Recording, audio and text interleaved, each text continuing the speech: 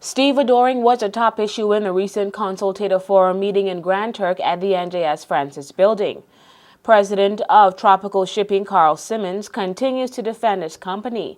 He said back in the day before Provo Stevedoring, it would cost customers around $350 to ship a car from Grand Turk to Provo or vice versa, and now the charges are over $1,000. The simple fact that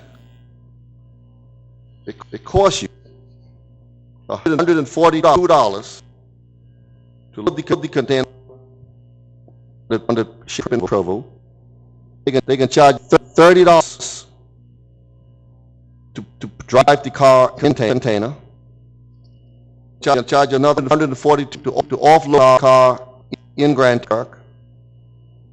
They're going to charge another $30 to offload the car in Grand Turk.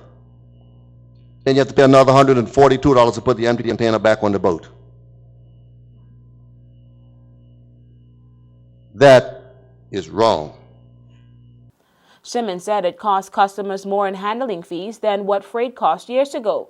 He stressed the fact that Provo Stevedoring uses the shipping company's equipment.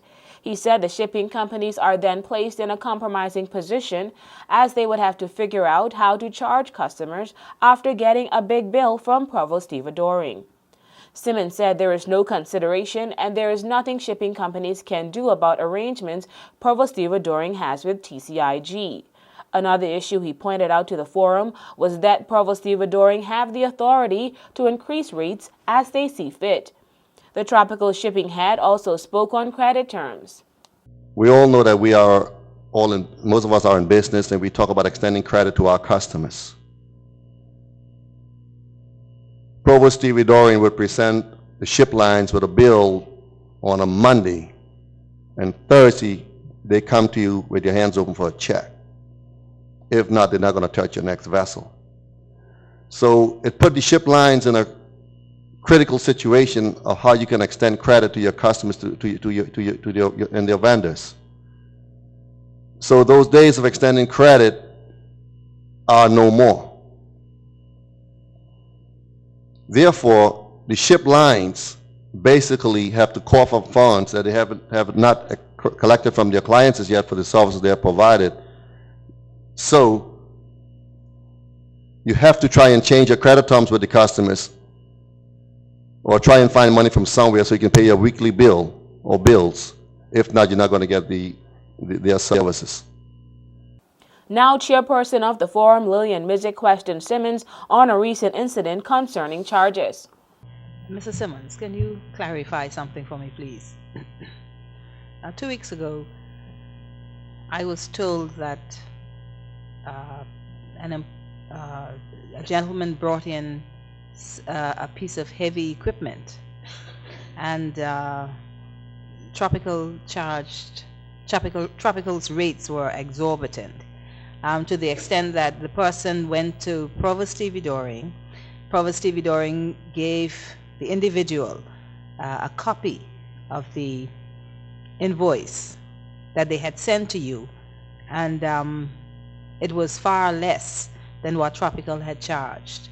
Can you clarify that situation for us? Because what happened was that word went around that Tropical was actually taking advantage of people here in the Turks and Caicos Islands. Simmons said it was nothing but an error. And we identified the issue, and we corrected it. And this document from the newspaper specifically states by this customer that we had compensated him for that oversight. It's a human error. And that was, in fact, we went back and checked all shipments of that nature, and we found that there were 2, and we corrected them. It was actual human error. Now the Attorney General spoke on the agreement with TCIG.